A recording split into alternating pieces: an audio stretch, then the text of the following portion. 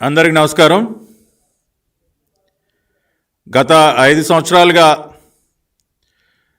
అనేక కుంభకోణాలకు పాల్పడి అనేక మార్గాల ద్వారా వేల కోట్ల రూపాయలు దిగమింగినటువంటి జగన్మోహన్ రెడ్డి ప్రభుత్వం, అది మనందరికీ తెలుసు. అది మద్యంలో కానివ్వండి, ఇసుకలో కానివ్వండి, మైనింగ్లో కానివ్వండి, రకరకాలుగా భూ కబ్జాల ద్వారా కానివ్వండి, రకరకాలుగా అవినీతికి పాల్పడి రాష్ట్ర చరిత్రలో మునుపెన్నడూ మనం చూడని విధంగా అత్యంత దుర్మార్గంగా అవినీతికి పాల్పడి మొత్తం తమ ఖజానాలన్నీ కూడా నింపుకున్నారు జగన్ మాఫియా మొత్తం కూడా. కానీ ఈ రోజున మనం ఎవరం కూడా ఊహించినటువంటి ఒక మార్గం ద్వారా కూడా డబ్బులు మింగాడు జగన్మోహన్ రెడ్డి. అంటే మరీ ఇంత నీచానికి దిగజారుతాడా, దీనిలో కూడా అవినీతికి పాల్పడతాడా అని చెప్పి మనందరం కూడా ఆశ్చర్యపోవాలి. ఎందుకంటే అది మన బిడ్డలకు సంబంధించింది. మనందరికీ తెలుసు, గత 5 సంవత్సరాలుగా ఏ రకమైనటువంటి పెట్టుబడులు రాష్ట్రానికి రాకపోవటం వల్ల, ఉపాధి అవకాశాలు లేక, ఉద్యోగాలు లేక ఇవాళ రాష్ట్రంలో ఉన్నటువంటి నిరుద్యోగ యువత ఎన్ని ఇబ్బందులు పడుతున్నారో, కొంతమంది ఆ ఫ్రస్ట్రేషన్లో ఆత్మహత్యలు కూడా పాల్పడుతున్నారు. ఎంతో కష్టపడి తల్లిదండ్రులు వారిని చదివించి పట్టభద్రులను చేస్తే ఇవాళ రాష్ట్రంలో ఉద్యోగాలు లేక అల్లల్లాడుతూ ఉన్నారు. ఒక పక్కనేమో జాబ్ క్యాలెండర్ అని చెప్పి దగా చేశాడు ఈ రాష్ట్ర ముఖ్యమంత్రి. ఇంకేముంది, ప్రతి జనవరి నేను జాబ్ క్యాలెండర్ ఇచ్చేస్తాను, అన్ని లక్షల ఉద్యోగాలు ఇస్తాను, ఇన్ని లక్షల ఉద్యోగాలు ఇస్తాను, ప్రభుత్వ ఖాళీలన్నీ కూడా భర్తీ చేస్తానని చెప్పి ఎన్నో రకాలుగా ఆశ చూపించి 2019 ఎన్నికల ప్రచారం సందర్భంగా ఎన్నో రకాలుగా ఆశ పెట్టి ఓట్లు వేయించుకుని దగా చేశాడు. యువతని అత్యంత దారుణంగా దగా చేశాడు జగన్ రెడ్డి. ఏ ఉద్యోగాల ఆశ చూపించి ఆనాడు యువత యొక్క ఓట్లు పొంది ముఖ్యమంత్రి అయ్యాడో, ఈ రోజున అదే యువతని ఉద్యోగాలు లేకుండా చేయటమే కాకుండా వారికి దక్కాల్సినటువంటి ప్రభుత్వ ఉద్యోగాల్ని మార్కెట్లో తెగ నమ్ముకున్నాడు జగన్మోహన్ రెడ్డి. గ్రూప్ 1 ఉద్యోగాలు ఏదైతే డిసెంబర్ 2018లో ఆనాటి చంద్రబాబు నాయుడు గారి ప్రభుత్వం గ్రూప్ 1 ఉద్యోగాలకు సంబంధించి నోటిఫికేషన్ విడుదల చేసిందో, 31/12/2018న ఆనాటి చంద్రబాబు నాయుడు గారి ప్రభుత్వం గ్రూప్ 1 ఉద్యోగాలకి నోటిఫికేషన్ విడుదల చేసింది. కానీ మనందరికీ తెలుసు, ఆ తర్వాత మరి ఏప్రిల్లో ఎన్నికలు జరగటం, దురదృష్టవశాత్తు తెలుగుదేశం అధికారాన్ని కోల్పోవటం, మనకి శనిబట్టినట్టు ఈ రాష్ట్రానికి జగన్మోహన్ రెడ్డి ముఖ్యమంత్రి అవటం అన్నీ కూడా జరిగాయి. జగన్మోహన్ రెడ్డి ముఖ్యమంత్రి అయిన తర్వాత మరి నిర్వహించినటువంటి పరీక్షల్లో ఎవరైతే మరి గ్రూప్ 1 ఉద్యోగాలకు సంబంధించి పరీక్షల్లో ఉత్తీర్ణులయ్యారో, అది ప్రిలిమినరీ ఎగ్జామ్స్లో కానివ్వండి, ఆ తర్వాత ఫైనల్ ఎగ్జామ్స్లో కానివ్వండి, ఉత్తీర్ణులైనటువంటి వారు ఎంతో ఆశగా మన ప్రతిభ ఆధారంగా మనకు ఉద్యోగాలు దక్కుతాయనుకుంటే జగన్మోహన్ రెడ్డి తన మోచేతి నీళ్లు తాగేటటువంటి కొంతమంది అధికారులను అడ్డం పెట్టుకుని దాదాపుగా 169 పోస్టులు ఏవైతే ఉన్నాయో, గ్రూప్ 1 169 పోస్టులని మార్కెట్లో తెగ నమ్ముకుని కనీసంగా 150 కోట్ల రూపాయలు దండుకున్నాడు. మినిమం, నేను చెప్పేది మినిమం ఫిగర్. ఈ 169 పోస్టులలో మరి డిప్యూటీ కలెక్టర్ పోస్టులు ఉన్నాయి, డిఎస్పీ పోస్టులు ఉన్నాయి. ఒక్కొక్క డిప్యూటీ కలెక్టర్ పోస్ట్ని సుమారుగా 2.5 కోట్లకి అమ్ముకున్నారని చెప్తా ఉన్నారు. దగా పడినటువంటి అభ్యర్థులు కొన్ని వేల మంది ఈ గ్రూప్ 1 ఎగ్జామినేషన్స్ రాశారు. దాదాపుగా 9,000 మంది దాకా ఫైనల్ ఎగ్జామ్కి మరి అర్హత సాధించడం జరిగింది. వీరందరూ కూడా తమ ప్రతిభ ఆధారంగా ఉద్యోగాలు దక్కించుకోవచ్చని చెప్పి ఎంతో ఆశపడ్డారు. కానీ జగన్మోహన్ రెడ్డి వీటిని బహిరంగ మార్కెట్లో అమ్ముకొని హీన పక్షాన 150 కోట్ల రూపాయలు దండుకున్నాడు. రాష్ట్ర ప్రజలందరూ ఒక్కసారి అర్థం చేసుకోండి. APPSC Andhra Pradesh public service commission ద్వారా మన బిడ్డలకి దక్కాల్సినటువంటి 169 ఉద్యోగాల్ని బహిరంగ మార్కెట్లో వేలం పెట్టి సుమారుగా 150 కోట్ల రూపాయలు పిండుకున్నాడు జగన్మోహన్ రెడ్డి. డిప్యూటీ కలెక్టర్ పోస్టుకు 2.5 కోట్లంట, డిఎస్పీ పోస్టుకి 1.5 కోట్లంట, ఇంకా రకరకాల పోస్టులకి రకరకాల రేట్లు పెట్టి కనీసంగా 150 కోట్లు దండుకున్నాడు. ఈ మొత్తం వ్యవహారం పైన నిన్ననే గౌరవ హైకోర్టు జస్టిస్ నిమ్మగడ్డ వెంకటేశ్వర్లు గారు ఒక స్పష్టమైనటువంటి తీర్పు ఇచ్చారు. ఈ పరీక్షల నిర్వహణలో ఆంధ్రప్రదేశ్ పబ్లిక్ సర్వీస్ కమిషన్ అనేక అవకతవకలకి పాల్పడింది, అనేక అక్రమాలకి పాల్పడింది. తాము డబ్బులు వసూలు చేసినటువంటి కొంతమంది క్యాండిడేట్స్కి మేలు చేసే విధంగా వాల్యుయేషన్ ఒకసారి కాదండి, సాధారణంగా మనం పరీక్ష రాస్తే దాని యొక్క వాల్యుయేషన్ ఏదో ఒకసారి వాల్యుయేషన్ చేస్తారు. మనం ఏదన్నా కాదండి రీవాల్యుయేషన్ కావాలని కోరుకుంటే రీవాల్యుయేషన్ చేసిస్తారు. అంతేగాని మన ఆంధ్రప్రదేశ్ పబ్లిక్ సర్వీస్ కమిషన్ వారు 3 సార్లు వాల్యుయేషన్ చేశారండి. 3 సార్లు ఆన్సర్ షీట్లు దిద్దారు.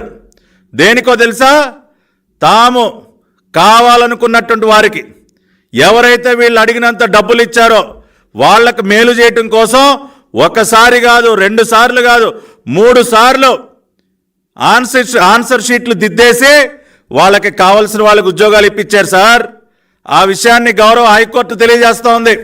ఈ రకంగా 3 సార్లు మీరు పేపర్స్ని వాల్యుయేషన్ ఎలా చేస్తారో, ఆన్సర్ షీట్లని 3 సార్లు ఎలా దిద్దుతారో ఇది పూర్తి అక్రమం అని చెప్పి హైకోర్టు తీర్పిచ్చింది. నన్ను హైకోర్టు తీర్పులో చాలా స్పష్టంగా the action of the respondents government of Andhra Pradesh and AP public service commission in conducting second and third valuation of Group 1 exams for notification number 27/2018 is declared as illegal, irregular and arbitrary and violative of Rule 39 of the APPSC rules అని చాలా స్పష్టంగా చెప్తూ the impunged list of eligible candidates dated 26/5/2022 is hereby set aside. వీళ్ళు అక్రమాలకి పాల్పడి డబ్బులు వసూలు చేసి ఎవరినైతే క్యాండిడేట్ని సెలెక్ట్ చేశారో ఆ నియామకాల్ని మేము రద్దు చేస్తున్నాం అని చెప్పారు. అంతేకాకుండా respondents are directed to conduct group 1 examinations fresh, మళ్ళీ తిరిగి ఎగ్జామినేషన్స్ మీరు కండక్ట్ చేయాలని చెప్పి గౌరవ హైకోర్టు న్యాయమూర్తి జస్టిస్ నిమ్మగడ్డ వెంకటేశ్వర్లు గారు స్పష్టమైనటువంటి తీర్పిచ్చారు. దీనికి ఏమి సమాధానం చెప్తావు జగన్ రెడ్డి? నువ్వు అనేక అక్రమాలకి పాల్పడి దాదాపుగా 150 కోట్ల రూపాయలు దండుకొని గ్రూప్ 1 ఉద్యోగాల్ని మార్కెట్లో పెట్టి తెగనమ్మి ఏదైతే నువ్వు ఈ వ్యవహారాన్ని అంతా కూడా నడిపించావో దానిని పూర్తిగా తప్పుబడుతూ హైకోర్టు ఇచ్చినటువంటి తీర్పుకి నువ్వేం జవాబు చెప్తావని చెప్పి రాష్ట్ర ముఖ్యమంత్రి జగన్ రెడ్డిని మేము డిమాండ్ చేస్తూ ఉన్నాం. నిన్నగాక మొన్న తెలంగాణలో జరిగినటువంటి తెలంగాణ పబ్లిక్ సర్వీస్ కమిషన్కి సంబంధించినటువంటి స్కామ్ కంటే అక్కడ ప్రశ్నాపత్రాల లీక్ ఏదైతే జరిగిందో దాని ద్వారా అక్కడ ఉన్నటువంటి ప్రభుత్వం పునాదులు కదిలిపోయాయి. ఎప్పుడైతే ఆనాటి తెలంగాణ ప్రభుత్వం అక్కడ ఉన్నటువంటి బిడ్డల్ని మోసం చేసిందో, Telangana public service commission examination papers లీక్కి సంబంధించి అక్రమాలకు పాల్పడిందో అక్కడ తెలంగాణ యువత అంతా తిరగబడ్డారు. అక్కడ ఉన్నటువంటి ప్రభుత్వాన్ని కూకటి వేళ్లతో సహా పెకిలించి వేసేశారు. ఇవాళ జగన్మోహన్ రెడ్డి నీ పరిస్థితి కూడా అంతే, వదిలిపెట్టే ప్రసక్తే లేదు. ఇవాళ మన బిడ్డలకి ఉద్యోగాలు ఇవ్వటం చేతగానటువంటి నువ్వు పెట్టుబడులన్నీ కూడా రాకుండా చేసి, రాష్ట్రంలో ఉపాధి అవకాశాలు లేకుండా చేసి, జాబ్ క్యాలెండర్ అని చెప్పి దగా చేసి ఒక్కసారి కూడా సరిగ్గా జాబ్ క్యాలెండర్ ఇవ్వకుండా ఉన్నటువంటి ఉద్యోగాలను అమ్ముకుంటావా? ఉన్నటువంటి ఉద్యోగాల్ని బహిరంగ మార్కెట్లో అమ్ముకుంటావా? నువ్వు వేలం పెడతావా ఉద్యోగాల్ని? ఒక్కొక్క డిప్యూటీ కలెక్టర్ పోస్ట్కి నీకు 2.5 కోట్లు కావాలా? డిఎస్పీ పోస్ట్కి 1.5 కోటి సమర్పించుకోవాలా? అంటే ఉద్యోగాలకి రేట్లు ఫిక్స్ చేస్తావా? రేటు కార్డు పెడతావా ఉద్యోగాలకి? విద్యార్థుల జీవితాలకి నువ్వు రేటు కడతావా? ఇంతకంటే దుర్మార్గం ఇంకేమన్నా ఉంటుందా? రాష్ట్ర ప్రజలందరూ దయచేసి యువత అర్థం చేసుకోండి. మీ జీవితాలని ఏ రకంగా నాశనం చేశాడు ఈ రాష్ట్ర ముఖ్యమంత్రి. మీకు దక్కాల్సినటువంటి ఉద్యోగాల్ని ఏ రకంగా అమ్మకానికి పెట్టాడు ఈ రాష్ట్ర ముఖ్యమంత్రి. దయచేసి మీరందరూ కూడా అర్థం చేసుకోండి. గౌరవ హైకోర్టు ఇచ్చినటువంటి తీర్పుని మీరందరూ కూడా ఒక్కసారి గమనించండి. ఒక్కసారి మనం ఈ మొత్తం స్కామ్ వ్యవహారంలోకి ఒక్కసారి కనుక వెళితే డిసెంబర్ 31, 2018 ఆనాటి చంద్రబాబు నాయుడు గారి ప్రభుత్వం గ్రూప్ 1 ఉద్యోగాల భర్తీకి నోటిఫికేషన్ ఇచ్చింది. ఆ రోజున చాలా స్పష్టంగా ఆ నోటిఫికేషన్లో చాలా స్పష్టంగా ఏమని మెన్షన్ చేశారు?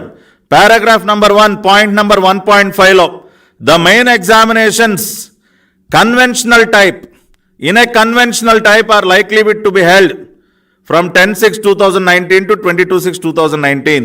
దీనిలో మెయిన్ పరీక్షలు ఏవైతే ఉన్నాయో కన్వెన్షనల్ టైప్ అంటే సాధారణంగా రొటీన్గా కన్వెన్షనల్గా ఏ రకంగా అయితే ఎగ్జామ్స్ నిర్వహిస్తామో అంటే మాన్యువల్ వాల్యుయేషన్ పద్ధతిలో ఆన్సర్ షీట్లని ప్రొఫెసర్స్ లెక్చరర్స్ మాన్యువల్గా దిద్దేటటువంటి కార్యక్రమం ఏదైతే చేస్తారో ఆ పద్ధతిలో మీరు ఈ ఎగ్జామినేషన్స్ నిర్వహించాలని చెప్పి స్పష్టంగా ఆ రోజున విడుదల చేసినటువంటి నోటిఫికేషన్లు ఉంది. మాన్యువల్ పద్ధతిలో వాల్యుయేషన్ చేయాలి కన్వెన్షన్ టైప్లో అని చెప్పి. కానీ జగన్మోహన్ రెడ్డి ప్రభుత్వం ఎప్పుడైతే అధికారంలోకి వచ్చిందో వాళ్ళకి ఇది ఒక లడ్డూలాగా కనపడింది. అబ్బా 169 ఉద్యోగాలు మనం దీనిలో ఎంత నొక్కేయచ్చని చెప్పి జగన్మోహన్ రెడ్డి గారి పన్నాగం. ఆయన ఐడియా మొదలైందే తడు. వాళ్ళు ఏం చేశారు, ముందుగా ఆ రోజున ఆంధ్రప్రదేశ్లో చంద్రబాబు నాయుడు గారి సర్కార్ ఏపీపీఎస్సికి చైర్మన్గా ఒక ఎంతో మంచి ట్రాక్ రికార్డ్ కలిగినటువంటి వ్యక్తి ఉదయ్ భాస్కర్ గారు. ఆయన అనేక యూనివర్సిటీస్లో ప్రొఫెసర్గా పనిచేశారు, మంచి ఎమినెంట్ టీచర్ ఆయన. అటువంటి వ్యక్తిని ఏపీపీఎస్సికి చైర్మన్గా పెట్టారు ఉదయ్ భాస్కర్ గారిని.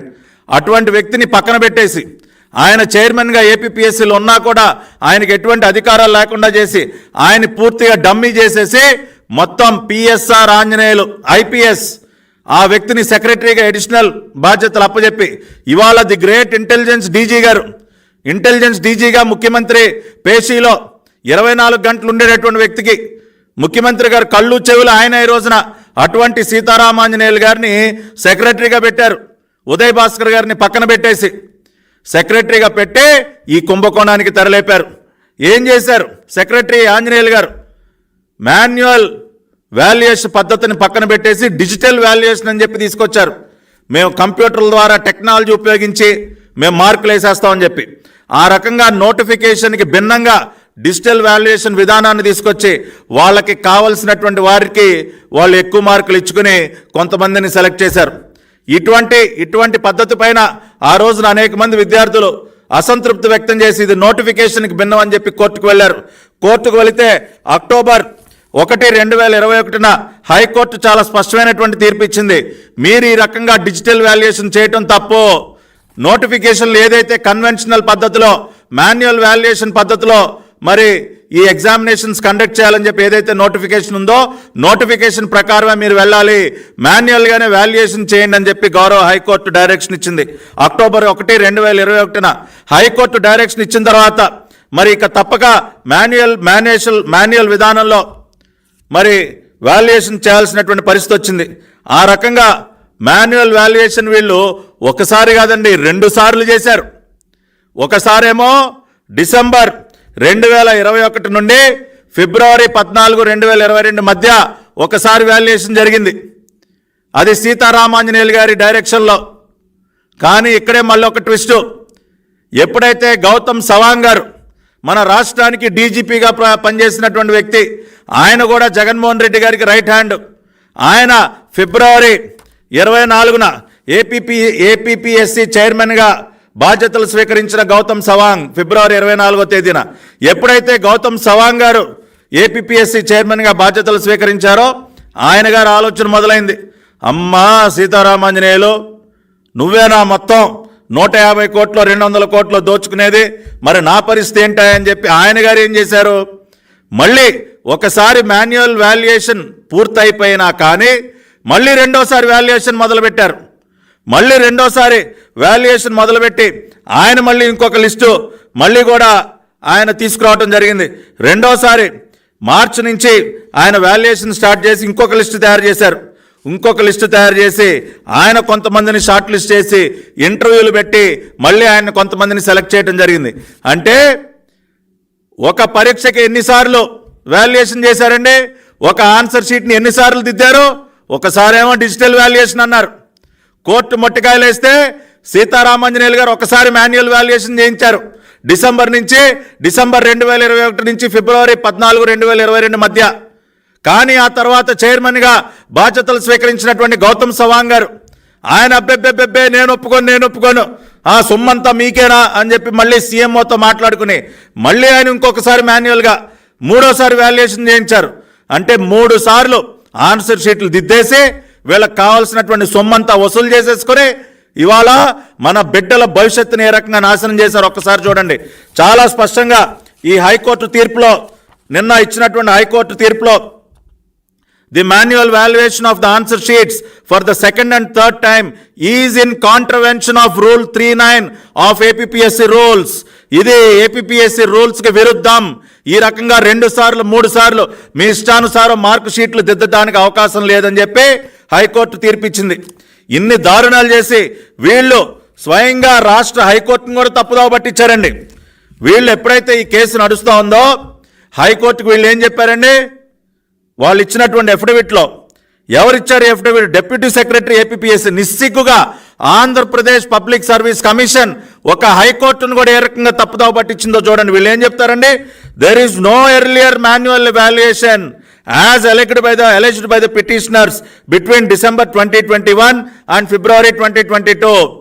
ఎప్పుడైతే ఒకసారి రెండోసారి మాన్యువల్ పద్ధతిలో వాల్యుయేషన్ అయిపోయిన తర్వాత మళ్ళీ తిరిగి మూడోసారి కూడా ఆన్సర్ షీట్లను దిద్దే కార్యక్రమం చేశారు. మళ్ళీ కోర్టు దృష్టికి తీసుకొస్తే నిస్సిగ్గుగా కోర్టుకి ఏం చెప్పారండి, అబ్బెబ్బే అసలు మేము ఒకసారేనండి మాన్యువల్ వాల్యుయేషన్ చేసింది, డిసెంబరు 21 ఫిబ్రవరి 22 మధ్య అసలు మేము మాన్యువల్ వాల్యుయేషనే చేయలేదు అని చెప్పి కోర్టుని స్వయంగా ఆంధ్రప్రదేశ్ పబ్లిక్ సర్వీస్ కమిషన్ తప్పుదోవ పట్టించింది. ఇదిగోండి అఫిడవిట్.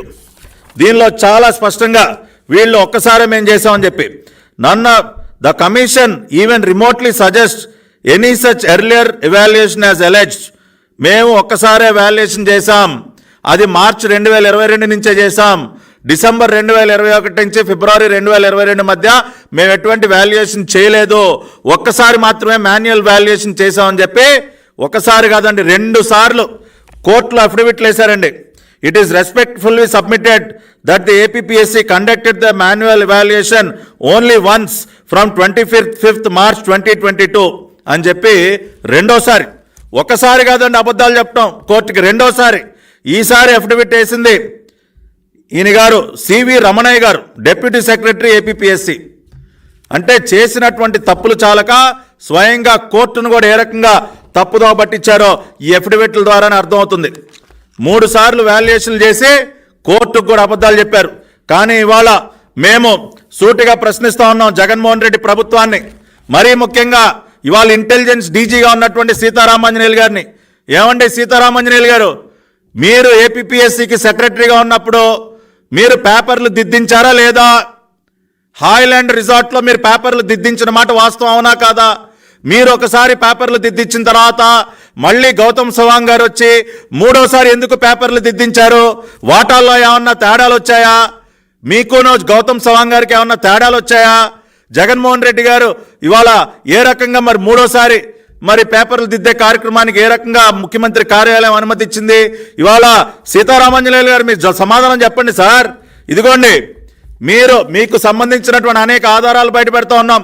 గతంలో ఏపీపీఎస్సీ సెక్రటరీగా సీతారామాంజనేయులు గారు, ఆయన నవంబర్ 25, 2021 మెసర్స్ డేటాటెక్ మెథడాక్స్ అనే సంస్థకి రాసినటువంటి లేఖ, అంటే డిజిటల్ వాల్యుయేషన్ వద్దు, మీరు మాన్యువల్గా వాల్యుయేషన్ చేయండి అని చెప్పి అక్టోబర్ 2021 హైకోర్టు తీర్పిచ్చిన తర్వాత సీతారామాంజనేయులు గారి ఆధ్వర్యంలో ఒకసారి మాన్యువల్గా పేపర్లు దిద్దారు. వీళ్ళు హైకోర్టుకి చెప్పినట్టు మేము అసలు దిద్దలేదు, మేము దిద్దింది ఓన్లీ గౌతమ్ సవాంగ్ గారు చైర్మన్గా అయిన తర్వాత మార్చి 2022 నుంచి మేము పేపర్లు దిద్దామని నిస్సిగ్గుగా హైకోర్టులో అఫిడవిట్ ఏదైతే ఇస్తారో అది పచ్చి అబద్ధం అని చెప్పడానికి ఇదిగోండి ఆధారాలు. సీతారామాంజనేయులు గారు డేటాటెక్ మెథడెక్స్కి ఒక లెటర్ రాశారు. దీనిలో issue of work order for printing and supply of 3000 control bundle slips. I am to state that the commission had decided to conduct the valuation of Group 1 main answer sheets. Group 1 main answer sheets మేము valuation ప్రారంభిస్తూ ఉన్నాం, దానికి సంబంధించినటువంటి control bundle స్లిప్స్ని మాకు supply చేయండి అని చెప్పి November 25వ తేదీన డేటాటెక్ మెథడెక్స్కి లేఖ రాశారు. ఏమండి సీతారామాంజనేయులు గారు, ఈ లేఖ నిజం అవునా కాదా? మీరు వాల్యుయేషన్ చేయించారా లేదా? దానికి ఇదిగోండి ఆధారం. రెండోది, అంతేకాకుండా ఏపీపీఎస్సీ వీళ్ళు 29/12/2021 మరి వాళ్ళకి సరఫరా చేసినటువంటి ఆ కంట్రోల్ బండిల్ స్లిప్స్కి వాళ్ళు పేమెంట్ చేస్తూ విడుదల చేసినటువంటి ప్రొసీడింగ్స్ ఏంటి సీతారామాంజనేయులు గారు? ఇదిగోండి నిజమే కదా, మీరు సెక్రటరీగా ఉన్నప్పుడు వాల్యుయేషన్ జరిగిందంటానికి ఇది కూడా ఒక ఆధారం కదా. అంతేకాకుండా మన పిఎస్ఆర్ ఆంజనేయులు గారు ఆ రోజున SP Guntur, superintendent of police Guntur వారికి కూడా ఒక లేఖ రాశారు. ఇది దేనికండి? ఇవాళ ఈ ప్రశ్నాపత్రాలు, ఈ ఆన్సర్ షీట్స్ ఏవైతే ఉన్నాయో వీటిని చాలా భద్రంగా హాయ్లాండ్లో మేము వాల్యుయేషన్ చేయడానికి ఒక క్యాంపు పెట్టాము. అక్కడికి తరలించడానికి పోలీస్ సెక్యూరిటీ కావాలని చెప్పి డిసెంబర్ 3, 2021 పిఎస్ఆర్ ఆంజనేయులు గారు SP superintendent of police Guntur వారికి రాసినటువంటి లేఖ. అంటే దీనిని బట్టి కూడా ఎస్, సీతారామాంజనేయులు సెక్రటరీగా ఉన్న కాలంలో ఒకసారి దిద్దారు పేపర్లో అని చెప్పడానికి ఇది కూడా ఒక ఆధారం. వీళ్ళు కోర్టుకు చెప్పినట్టు మేము అసలు డిసెంబర్ 2021 నుంచి ఫిబ్రవరి 2022 మధ్య మేము పేపర్లు దిద్దలేదని చెప్పి నిస్సిగ్గుగా కోర్టుకి అబద్ధాలు ఏదైతే చెప్పారో అవన్నీ కూడా అబద్ధాలను రుజువు చేయడానికి ఇదిగోండి డాక్యుమెంటెడ్ ఎవిడెన్స్. మరి అసలు వాల్యుయేషన్ జరగకపోతే సీతారామాంజనేయులు గారు గుంటూరు ఎస్పీ గారికి లేఖ ఎందుకు రాశారండి? లేఖ రాయటమే కాకుండా ప్రొటెక్షన్ కావాలని. అదే ఏపీ పబ్లిక్ సర్వీస్ కమిషన్ వాళ్ళు హాయ్లాండ్ వారికి 20 లక్షల రూపాయలు చెల్లించారండి. హాయ్లాండ్లో అక్కడ ఉన్నటువంటి రూమ్స్ కానీ వాల్యుయేషన్ చేయడానికి స్ట్రాంగ్ రూమ్ అంటే వాళ్ళు తీసుకున్నటువంటి రూములకు సంబంధించి అద్దె, hall rent, strong room rent, board room rent, deluxe rooms, breakfast, buffet lunch, high tea, buffet dinner, వీటన్నిటి కలిపి ఇదిగోండి 20 లక్షల రూపాయలు చెల్లించారు. అసలు పేపర్లు దిద్దే కార్యక్రమే జరగకపోతే 20 లక్షల రూపాయలు బిల్లు ఎందుకు చెల్లించారు సార్ ఆ రోజున హాయ్లాండ్ ఆవాస రిసార్ట్స్ వారికి? అంతేకాకుండా కర్నూలు పోలీసులు ప్రత్యేకంగా దాదాపుగా ఒక 32 మంది కానిస్టేబుల్స్ని సెక్యూరిటీకి పంపించినటువంటి ప్రొసీడింగ్స్ ఎప్పుడండి? 5th డిసెంబర్ నుంచి ఫిబ్రవరి 2022 వరకు list of constables who are deployed as security, valuation centre దగ్గర సెక్యూరిటీకి వచ్చినటువంటి కానిస్టేబుల్స్ యొక్క లిస్టు. అంతేకాకుండా ఇవి మాత్రమే కాకుండా పిఎస్ఆర్ ఆంజనేయులు గారు మళ్ళీ డేటాటెక్ మెథటెక్స్కి ఆయన ఇంకొక లేఖ రాశారు. ఫిబ్రవరి 2వ తేదీన మేము అనుకున్న ప్రకారం వాల్యుయేషన్ పూర్తయింది. వాల్యుయేషన్ ఏది? సెకండ్ టైం మాన్యువల్ వాల్యుయేషన్ పూర్తయింది. దానికి సంబంధించి ఫర్దర్ ప్రాసెస్ని టేకప్ చేయడం కోసం మీరు రావాలి. It is decided to entrust the post examination work, that is scanning, image scanning of all sheets, processing the results, collection of required data, ఇవన్నీ చేయడానికి పోస్ట్ వాల్యుయేషన్ వర్క్ చేయడానికి మీ సర్వీసెస్ కావాలని చెప్పి ఫిబ్రవరి 2వ తేదీన మళ్ళీ పిఎస్ఆర్ ఆంజనేయులు గారు రాసినటువంటి లేఖ మీ ముందు పెడుతున్నాం. ఈ విధంగా ఇన్ని సాక్ష్యాలు ఇవాళ మీ ముందు ప్రవేశపెడుతున్నాం. ఏది 2 సార్లు కాదు 3 సార్లు వాల్యుయేషన్ జరిగిందని చెప్పడానికి. వీళ్ళు ఏదైతే డిసెంబర్ నుంచి ఫిబ్రవరి మధ్య వాల్యుయేషన్ జరగలేదని చెప్తా ఉన్నారో అది కరెక్ట్ కాదని చెప్పడానికి సంబంధించినటువంటి అనేక ఆధారాలు. అంతేకాకుండా సాక్షి పత్రిక వీళ్ళ గెజెట్ వీళ్ళు కూడా వాళ్ళ వార్త ఫిబ్రవరిలో గ్రూప్ 1 ఫలితాలు. మరి సీతారామాంజనేయులు గారి టర్మ్లో అసలు వాల్యుయేషన్ జరగకపోతే సాక్షి దినపత్రికలో ఫిబ్రవరిలో ఫలితాలను ఎలా వేశారు సార్? దీనికి ఏం సమాధానం చెప్తారు? ఈ రకంగా ఈ సాక్ష్యాలన్నీ పరిశీలించిన తర్వాత గౌరవ హైకోర్టు ఎస్, గ్రూప్ 1 పరీక్షలకు సంబంధించి ఒకసారి కాదు 2 సార్లు కాదు 3 సార్లు వాల్యుయేషన్ జరిగింది అని ఈ ఆధారాలన్నీ పరిశీలించిన తర్వాత తీర్పిచ్చారు. అంటే ముందుగా మేము అపాయింట్ చేసినటువంటి ఉదయ్ భాస్కర్ గారిని పక్కన పెట్టారు చైర్మన్గా. సీతారామాంజనేయులు గారు ఆ రోజున సెక్రటరీగా అన్నీ తానే వ్యవహరించి ముందుగానేమో మాన్యువల్ వాల్యుయేషన్ పద్ధతిని పక్కన పెట్టి నోటిఫికేషన్లు ఇచ్చిన విధంగా మాన్యువల్ వాల్యుయేషన్ సిస్టమ్ని పక్కన పెట్టి డిజిటల్ వాల్యుయేషన్ చేశారు. కోర్టు దాన్ని తప్పుపట్టిన తర్వాత అప్పుడు మళ్ళీ హాయ్లాండ్లో మాన్యువల్ వాల్యుయేషన్ చేశారు. దానికి సంబంధించినటువంటి అనేక ఎవిడెన్సెస్ ఈ రోజున మీ ముందు ప్రవేశపెట్టడం జరిగింది. ఆ రోజున గుంటూరు ఎస్పీ గారికి రాసినటువంటి లేఖ కానీ, అదేవిధంగా డేటాటెక్ మెథటాక్స్ వారికి రాసినటువంటి లేఖ కానీ, వారికి చేసినటువంటి చెల్లింపులు కానీ, ఈ లేఖలన్నీ కూడా ఇవాళ ఈ మీడియా సమావేశం ద్వారా మీ ముందు ప్రవేశపెడుతూ ఉన్నాం. సీతారామాంజనేయులు గారు ఏపీపీఎస్సీ సెక్రటరీగా ఉన్న కాలంలో ఒకసారి వాల్యుయేషన్ జరిగింది. వాల్యుయేషన్ పూర్తయిన తర్వాత ఆ రిజల్ట్స్ని బయట పెట్టకుండా మళ్ళీ గౌతమ్ సవాంగ్ గారు చైర్మన్గా బాధ్యతలు స్వీకరించిన తర్వాత 3వసారి కూడా మళ్ళీ పేపర్లు దిద్దారు. ఇవన్నీ కూడా డబ్బుల వాటాల కోసం, ఉద్యోగాల్ని తెగనమ్ముకుని వాళ్ళు ఏదైతే కొన్ని కోట్ల రూపాయలు మింగారో ఆ డబ్బుల వాటాల కోసం ముఖ్యమంత్రి కార్యాలయం జగన్మోహన్ రెడ్డికి అన్నీ తెలిసి సజ్జల రామకృష్ణారెడ్డి డైరెక్షన్లో ఇవాళ ఇంటెలిజెన్స్ డీజీగా ఉన్నటువంటి సీతారామాంజనేయులు గారు ఒకసారి పేపర్లు దిద్దించారు. ఇవాళ చైర్మన్గా ఉన్నటువంటి గౌతమ్ సవాంగ్ గారు 3వసారి పేపర్లు దిద్దించారు. ఇవాళ ఏపీపీఎస్సీ చైర్మన్ గౌతమ్ సవాంగ్ గారు we demand reply from you. ఇవాళ ఆంధ్రప్రదేశ్ పబ్లిక్ సర్వీస్ కమిషన్, మీరు చైర్మన్గా వ్యవహరిస్తున్నటువంటి ఆంధ్రప్రదేశ్ పబ్లిక్ సర్వీస్ కమిషన్ హైకోర్టుని ఒక కౌంటర్ ఎఫిడవిట్ ద్వారా ఒకసారి కాదు 2 సార్లు ఎందుకు తప్పుదోవ పట్టించింది, ఎందుకు అబద్ధాలు చెప్పింది హైకోర్టుకి? సీతారామాంజనేయులు గారు సెక్రటరీగా ఉన్న టైంలో అసలు వాల్యుయేషన్ జరగలేదని చెప్పి ఎందుకు అబద్ధాలు చెప్పారో గౌతమ్ సవాంగ్ గారు మీరు సమాధానం చెప్పండి. మీరు యువర్ రెస్పాన్సిబుల్ ఐపీఎస్ ఆఫీసర్, ఈ రాష్ట్రానికి డీజీపీగా పనిచేసినటువంటి వ్యక్తి, మీరు చైర్మన్గా ఉన్నటువంటి ఒక సంస్థ ఈ రకంగా నిస్సిగ్గుగా కోర్టులనే తప్పుదోవ పట్టిస్తూ ఉంటే మీరు మౌనంగా కూర్చుంటారా? దీనికి సమాధానం చెప్పండి. అంతేకాకుండా ఇవాళ ఇంటెలిజెన్స్ డీజీ సీతారామాంజనేయులు గారు కూడా మాట్లాడాలి. సార్, మీరు సెక్రటరీగా ఉన్న కాలంలో మీరు రాసినటువంటి అనేక లేఖల్ని ఇదిగోండి ఇవాళ పబ్లిక్ డొమైన్లో పెడతా ఉన్నాం. మీరు సెక్రటరీగా ఉన్న కాలంలో పేపర్లు దిద్దారా లేదా? మీరు సెక్రటరీగా ఉన్న కాలంలో పేపర్లు దిద్దలేదు అని చెప్పి ఏపీపీఎస్సీ వాళ్ళు కోర్టులో అఫిడవిట్ దాఖలు చేశారు. గౌతమ్ సవాంగ్ గారు చైర్మన్గా ఉన్నటువంటి ఏపీపీఎస్సీ, మీరు సెక్రటరీగా ఉన్న కాలంలో అసలు పేపర్లే దిద్దలేదని చెప్పి కోర్టులో అఫిడవిట్ కూడా దాఖలు చేశారు. కానీ కోర్టు ఎప్పుడైతే ఈ ఎవిడెన్సెస్ అన్ని పరిశీలించిందో రెడ్ హ్యాండెడ్గా దొరికిపోయారు మీరందరూ కూడా. ఎస్, ఏపీపీఎస్సీ గ్రూప్ 1 పరీక్షల్లో 3 సార్లు చట్టవిరుద్ధంగా ఎన్నో అక్రమాలకి పాల్పడి 3 సార్లు వాల్యుయేషన్ చేసి దాదాపుగా 150 కోట్ల రూపాయల కుంభకోణానికి పాల్పడి ఇవాళ మన బిడ్డలకి దక్కాల్సినటువంటి ఉద్యోగాలని తెగనమ్ముకున్నారని చెప్పి హైకోర్టు ధృవీకరించింది. హైకోర్టు ధృవీకరిస్తూ ఇదిగోండి ఇచ్చినటువంటి తీర్పు.